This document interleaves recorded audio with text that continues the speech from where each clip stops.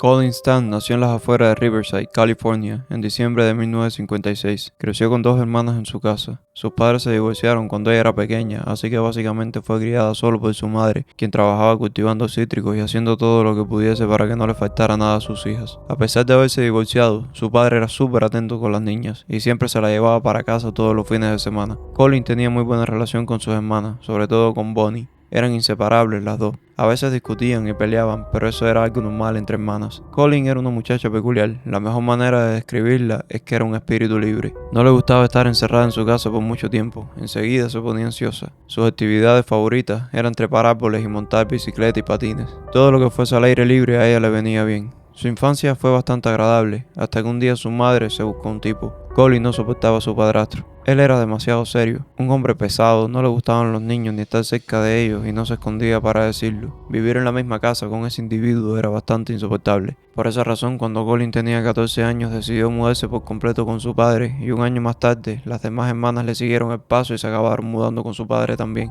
Estando en su último año de high school, Colin se enamoró perdidamente de un sujeto y decidió dejar la escuela completamente y mudarse con él. Pero su romance no duró demasiado porque un año más tarde se dejaron y Colin volvió a casa de su padre, lo cual tampoco duró mucho porque solo unos meses después ella decidió junto a dos amigas suyas a sus 19 años irse a vivir de lleno para Eugene, Oregon, una ciudad que estaba a 900 millas de su actual casa. Por si no está claro aún, Colin era toda una hippie, no era una muchacha que asumiera muchas responsabilidades y le gustaba andar por la vida como una flor movida por el viento, dejarse llevar y conocer lugares y personas nuevas. También eran los años 70, una época en la que era muy normal vivir así en los Estados Unidos, especialmente en Eugene, Oregon. A su hermana Bonnie le dolió bastante que su hermana se fuera y también a su padre, pero no tenían otra opción. Nadie podía detener a Colin y a su espíritu aventurero. El 18 de mayo de 1977, Colin había decidido ir desde Eugene hasta Westwood, California, a caerle de sorpresa a una amiga suya por su cumpleaños. Eran 400 millas de distancia y escogió el método de transporte más hippie de todo: hitchhiking, o mejor dicho, coger botella o coger aventones. Así que agarró sus pertenencias y salió a vivir su aventura. El viaje no era tan largo, lo podía hacer en un día, pero pasaron 3 días y Colin no llegó a su destino.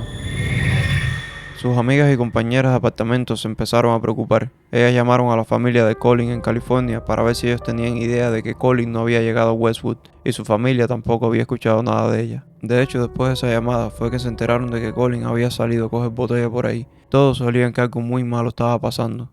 Al cuarto día, las amigas de Colin en Eugene le reportaron a la policía que su amiga estaba perdida. Después los días se convirtieron en semanas, y un mes después de la desaparición, el padre de Colin comenzó a hacer su propia búsqueda. Intentó recorrer la misma ruta que Colin había tomado en su viaje, y en varios de esos pueblos fue reportando su desaparición a la policía y poniendo carteles. Pasaron varios meses y no habían rastros de Colin. Su familia llegó a darse por vencida, era como si se hubiese desvanecido, y pensaron que quizás lo peor había ocurrido. 4 años después, Bonnie estaba en su casa cuando oyó el teléfono sonar. Cuando contestó, al otro lado del teléfono estaba Colin. Bonnie comenzó a hacerle una pila de preguntas. No me creo que seas tú, ¿dónde has estado todo este tiempo? ¿Por qué no llamaste antes? Colin del otro lado se escuchaba como un poco cortada, como si estuviese nerviosa y apagada y no habló mucho, pero le dijo a su hermana que los iría a visitar al día siguiente. Su familia no se lo podía creer, 4 años sin saber nada de ella y ahora vendría mañana. Sin duda se sentían súper extrañados, pero también se sentían contentos. Al otro día, Colin llegó a su casa en un auto azul y toda la familia la estaba esperando saludándolo desde afuera. Había otra persona con Colin, un hombre que iba conduciendo el auto, a quien Colin presentó como Martin, su prometido. Desde que su hermana la vio, notó que algo no encajaba. Para empezar, la ropa que Colin llevaba puesta era rara, era ropa fea y tejida. Bonnie sabía que a Colin siempre le había gustado vestirse bien. Lo otro que era raro es que su aspecto en general lucía un poco demacrado. Su apariencia no era muy buena, estaba flaca y su cabello estaba desarreglado. Y por último, ese novio de ella parecía un ratón de biblioteca. Parecía ser un buen hombre y muy educado, pero no encajaba con el tipo de hombre que le gustaban a Colin. Tenía pinta de nerd y a ella le gustaban los hippies. Él estuvo ahí con ellos por unos minutos conversando y después se fue y dejó a Colin sola con su familia. Todos ellos definitivamente notaban a Colin extraña, pero no querían hacerle demasiadas preguntas para no ser groseros con ella y para no espantarle y que se volviese a ir sin comunicarse. Ella les contó que estaba viviendo en Red Bluff, California con Martin y que todo estaba bien en su vida, pero no habló mucho más. En el fondo, lo que ellos creían es que Colin se había unido a algún tipo de culto religioso raro o algo así. Decidieron simplemente enfocarse en pasar el mejor tiempo posible con ella. Su hermana sí que quería más respuestas y le hacía varias preguntas, pero su madrastra la llevó hasta una esquina y le dijo: oye, deja a la muchacha tranquila, no la tosigues tanto que va a ser peor. Después de 24 horas recibieron una llamada y era Mike avisando de que pasaría a recoger a Colin. Cuando llegó y estaban listos para irse, a Bonnie le entró un mal presentimiento y sintió ganas de agarrar a su hermana por la mano y no dejar que se fuera, pero no lo hizo. Ambos se fueron, el tiempo pasó y Colin no volvió a llamarles ni visitarles. Hasta que 3 años más tarde, Colin se apareció sin avisar en su casa nuevamente. Su hermana la recibió eufórica. Esta vez se veía demacrada también, pero ahora Colin se le veía mucho más radiante y mucho más sonriente y feliz. Su vibra era totalmente distinta. Ella le explicó a toda su familia. Lo que pasaba es que durante los últimos 7 años, Colin estaba viviendo dentro de una pesadilla inimaginable, algo digno de un cuento de terror. Hay que volver al día en el que Colin estaba agarrando botella. Ya había completado la mayor parte de su travesía. Llegó hasta un pueblo llamado Red Bluff y ya solo le faltaba avanzar unas millas en carretera. Estuvo esperando por unos 20 minutos y el primer auto que les paró fue uno lleno de muchachos y ahí le dijeron: dale mami, móntate, yo te llevo para donde tú quieras. A Colin le pareció muy poco seguro esta opción, así que la rechazó y siguió esperando. Poco después le paró un carro azul. Adentro estaba Cameron Hooker, de 23 años, su mujer Janice, de 19 años y su bebé. Esta pareja le pareció bastante segura y se dirigía hasta el mismo lugar, así que aceptó ir con ellos. Durante el camino, el hombre le hacía muchas preguntas a Colin, era como que muy conversador. Después de unos minutos pararon en una gasolinera y Colin fue al baño. Estando ahí, a Colin le dio una muy mala sensación. Algo le habló y le dijo que saltara por la ventana y saliera corriendo sin mirar atrás. Pero Colin ignoró su intuición y esto le acabó trayendo consecuencias muy graves.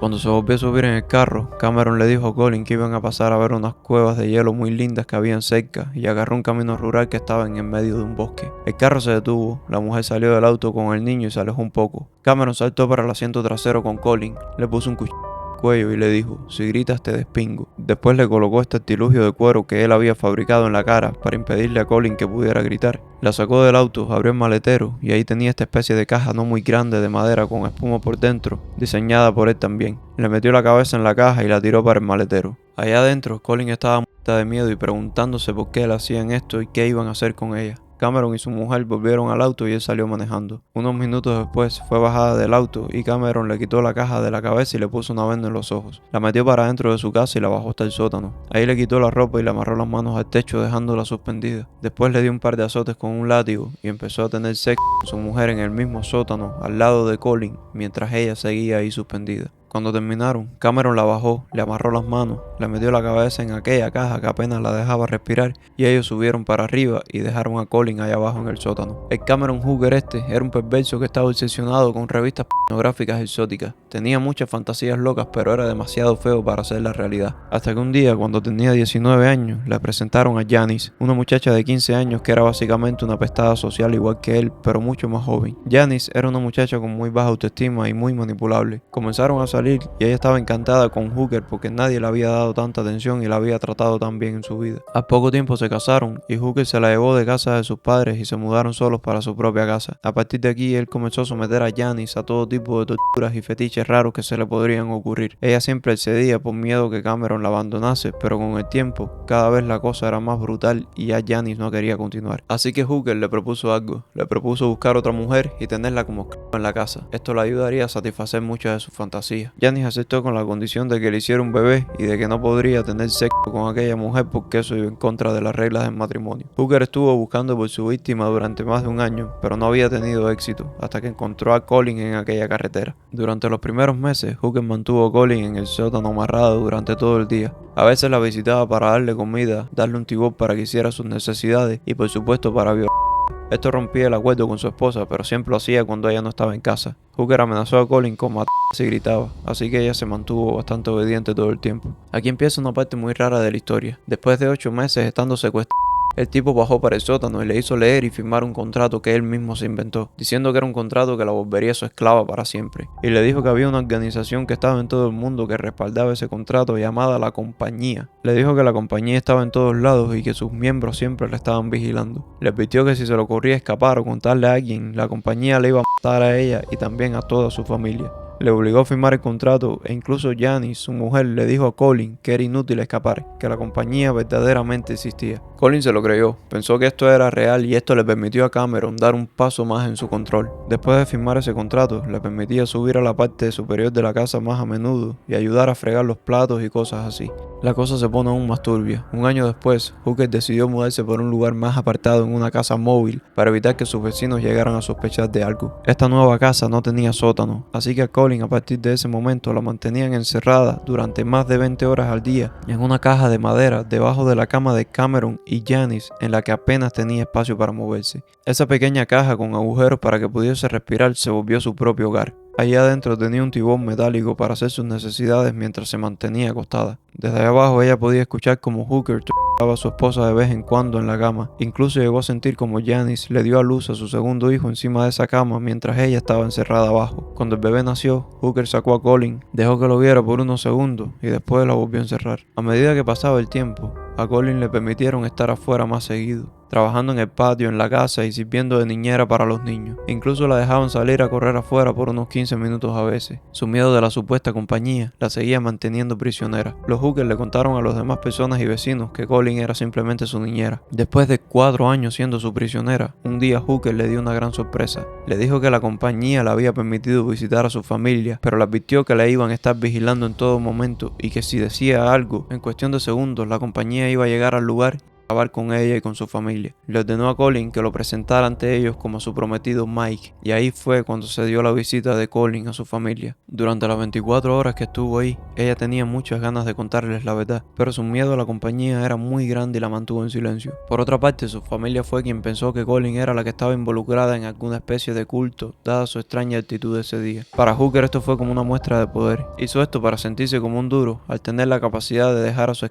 para ir a ver a su familia incluso, sabiendo que ella no iba a decir nada porque él poseía el control absoluto sobre ella. A mí sinceramente me sigue pareciendo esta la parte más extraña de la historia y la más perturbadora. No entiendo cómo es que no le insistieron a Colin con más preguntas si todo lucía tan raro y sospechoso. Pero bueno, a mí de lo que me da la impresión es de que no la querían tanto y que casi la veían como un familiar lejano. Cuando volvieron a casa con Cameron, Colin pensó que la peor parte ya había pasado, pero estaba completamente equivocada. Al parecer Cameron sentía que le había dado mucha libertad, o a lo mejor Janice estaba celosa, pero el caso es que la metieron en la caja y la dejaron ahí encerrada durante 23 horas todos los días. Colin estaba en un punto en el que ya no podía más.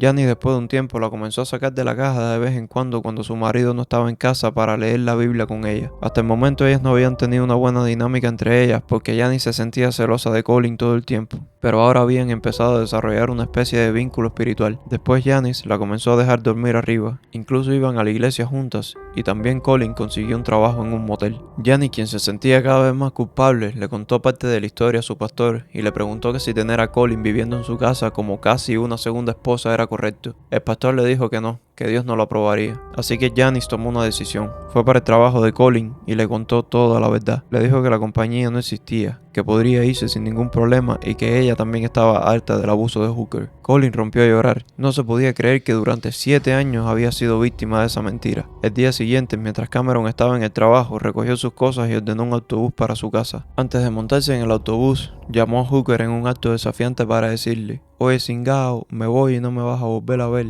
No hay nada que puedas hacer al respecto". Al otro lado del teléfono, Hooker lloraba desconsolado. Una vez de camino a casa, Colin se sentía extremadamente feliz de poder recuperar su vida. Ajustarse a una vida normal se le hizo bastante difícil con todo el trauma. Janice, por su parte, tardó un poco más en abandonar a su marido, pero terminó haciéndolo también. Y fue ella misma, de hecho, quien denunció a Cameron Hooker a la policía. Lo denunció por lo que le hizo a Colin, pero también por otra muchacha a la que Hooker también había secuestrado, violado y asesinado. En el juicio a Hooker le condenaron a 104 años de prisión. A Janice no la condenaron a nada, aunque ella también había sido cómplice, en parte porque ella también fue víctima del abuso y también porque fue muy cooperativa en el caso con sus testimonios y gracias a ella fue que se pudo acumular toda la evidencia. Colin a día de hoy sigue viva y tiene muchísimos documentales y entrevistas. Incluso le hicieron una película sobre su caso llamada Girl in the Box, o en español, La chica en la caja. Ella logró superar su trauma, formó una familia y vivió el resto de su vida tranquilamente.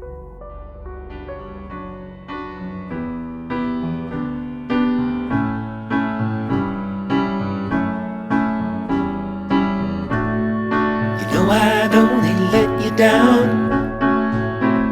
say you don't know what you're doing. I wonder why you come around when you see this storm is brewing.